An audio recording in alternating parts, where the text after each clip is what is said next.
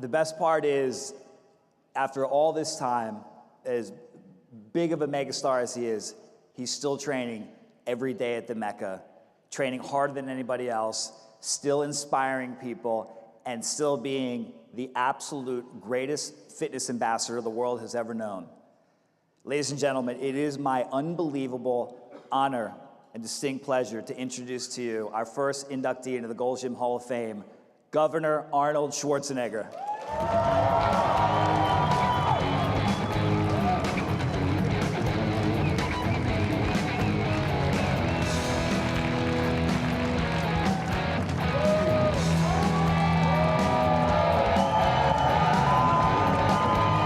Congratulations, thank you so much. It's amazing, thank you.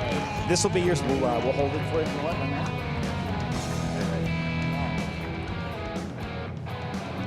Thank you so much, thank you. Thank you. Thank you, please sit down and relax. Thank you, this is unbelievable, wow. What an honor this is to be inducted in the Hall of Fame and to get this award. And you can imagine that I, being 68 years old, I've gotten a lot of awards and a lot of medals and trophies, but this one is without any doubt the most recent.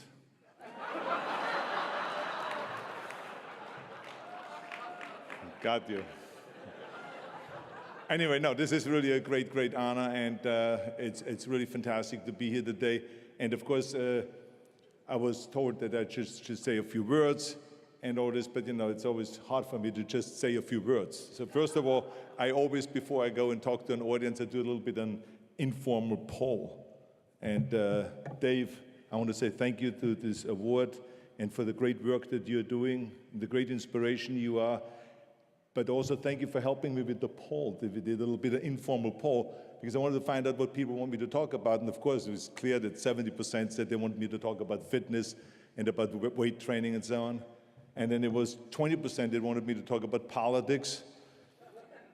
And the other 10% just wanted to have their money back for kindergarten cup. So I mean, anyways, I understand, I mean, but let's not forget it was a long time ago, so just relax, okay? But this is really great because Gold's Gym really has meant everything to me. As you have heard here and as you have seen, I came to the United States in 1968, and the first gym that I went to was Gold's Gym. And the reason for that was because in a year before, I remember I met Chet Jordan, who was a Mr. Universe who actually beat me in the first Mr. Universe competition when I was 19 years old. And I said to him afterwards, I said, what's the secret for me to become Mr. Universe? And he says, move to California. Go to Gold's Gym, that's where I work out. So that's when I started thinking about going to join Gold's Gym. So as soon as I came to America, I was on the way from the airport to my apartment that Joe Weider rented for me. And on the way to the apartment, they dropped me off at Gold's Gym for me to see Gold's Gym. And that's where I met Joe Gold, and this is where I saw all this great equipment. And from that point on, I never left, and I worked out there every day. And the following year, I won 2 Mr. Universe contests in 1969. And I really got defined, and I got ripped, and I got the muscle separation that I needed to win those competitions. And then the following year after that, I won the Mr. Olympia, the Mr. World, and the Mr. Universe competition all in 1 year, within 2 weeks, period.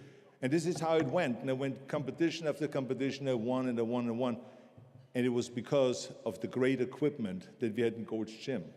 It was the most unbelievable equipment that we had. It was all hand-built by Joe Gold, thought out thoroughly. That was his passion. I would go to his shop, to his metal shop, where he made the equipment. And he would test it on bodybuilders. He would have them do 50 reps or 100 reps, you know, to see in which area they got sore, and is it really the right angle, and is it the right length of cable, and is it the right bar, and is it the right grips, and the right dumbbells. Everything had to be specifically done to really work the best for the bodybuilders and the weightlifters. And may I remind you, this club, this Gold's Gym, didn't just have bodybuilders. We had the world's greatest hammer throwers, discus throwers, shot putters, power lifters, weightlifters, bodybuilders, People from around the world that came there to this little place in Venice, to this little place. And then, of course, it became world famous, and then people from around the world came to Gold's Gym. And then through pumping iron, as you could see, it really got blown up and became really big internationally. But to me, it was not just that great equipment that Gold's Gym had, and that great atmosphere that it had, and that all these great athletes training there and giving you that energy. But when you are an immigrant that comes over here with the age of 21, alone, with absolutely no one, left my family behind and left my friends behind, left everyone behind, and came over here, was absolutely alone and barely spoke English. That place became my home. That was the most important thing for me. Not just the weight training, but it was a home. It was a place that you could go to twice a day, morning and night, and train and feel at home. People that reached out and that received me with open arms from the first day I walked into the gym, that helped me. You have no idea that right after I came over here was Thanksgiving. And those guys came to my apartment where I had nothing. And they brought me silverware. They brought me plates. They brought me a TV set, a black and white TV set with this old antenna sticking up. They brought me things, a little rug. They brought me pillows. They brought me sheets. They brought me everything so that I could stay there and feel more comfortable. This is how generous these people were. It was like a family, the Gold's Gym family. So many people talk always about the equipment and about the training and all this, but it's really a family. When you go there, you feel good. And people, that's why so many people from around the world come there and they feel good. Not just because they get this great pump and they have these great machines, but they feel good because they feel like this is their home. This is the only place they can go to where they feel really comfortable and where you can get help and where you feel included. It doesn't matter if you come from the Middle East or if you come from Japan or from China, from Russia, from Austria. It makes no difference where you come from. You are included. You're brought in and you become part of that inner circle. That was the beauty of Gold's Gym. And this is why I will never forget this place. And even today, I love to ride my bike down from my home, to ride to Gold's Gym, put my bike outside, and then to work out for an hour. Just love it.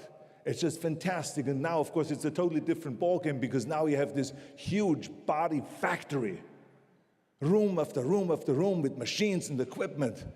And the energy that is there is just fantastic. So I just want to tell you that you all are doing a great job. I know that we have almost 1,000 people here, all in the gym business. You're doing a fantastic job. Remember that you all are part of the fitness crusade that we started 50 years ago. 50 years ago, we launched the fitness crusade when people said that when you work out, you're going to get muscle bound. You're going to get stupid. You become a narcissist spending all this time in front of the mirror. And you definitely will turn gay. And you're going to die very, very quickly. Look what happened in these 50 years. Now everyone is working out. Everyone that has talked about all of this stuff now is working out themselves. There's more gymnasiums today than ever before.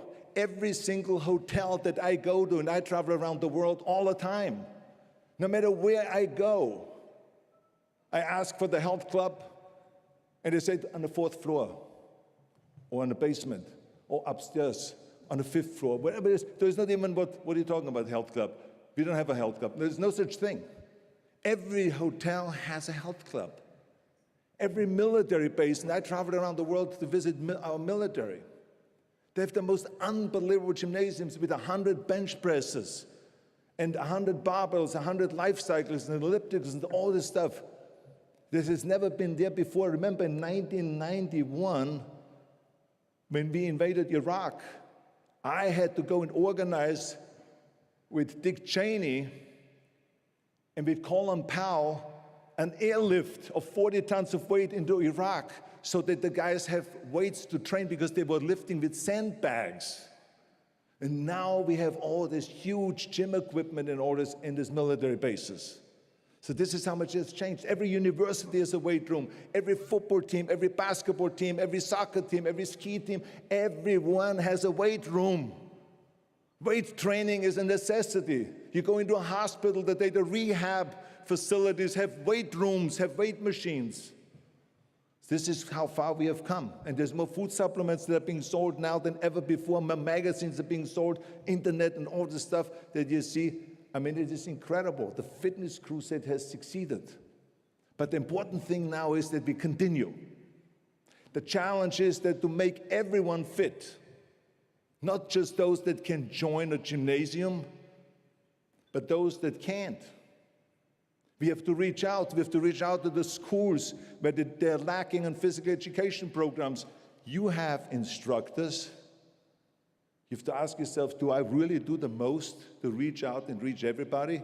That's why I started after-school programs 25 years ago, so that they can stay in school after school for 3 hours and do their homework, get the tutoring, but then do the training, the physical fitness training. They need instructors in the after-school programs. The Special Olympians need instructors. The schools need instructors. Well, you have all those instructors. So send them out sometimes and do some volunteer work. We have to reach everybody. Everyone has the right to be muscular. Everyone has the right to be fit and to be strong and to be full of energy. So we have to go and continue on with that fitness crusade, but we have to do everything that we can and make an effort to reach everybody. That is the important thing. This is our duty. Remember, we have to give back to our country. We have to give back to our community, to our city, to our state. It's always about giving back, because in the end, remember, we are going to be remembered not for how much we have made, but for how much we have given. It's all about giving back. That's why I give 7 years of my life to go and become governor without getting paid. That's why I have the After-School Foundation. That's why I'm involved in environmental issues. So we all have to work together on those things. So you can be proud of the work that you've done to be part of this crusade. So let's continue on with this work, and let's have big goals and shoot for the stars. Together we can do it. Thank you very much, all of you. Thank you. Thank you. Congratulations. Thank you so much, Governor. Appreciate it. Thank you.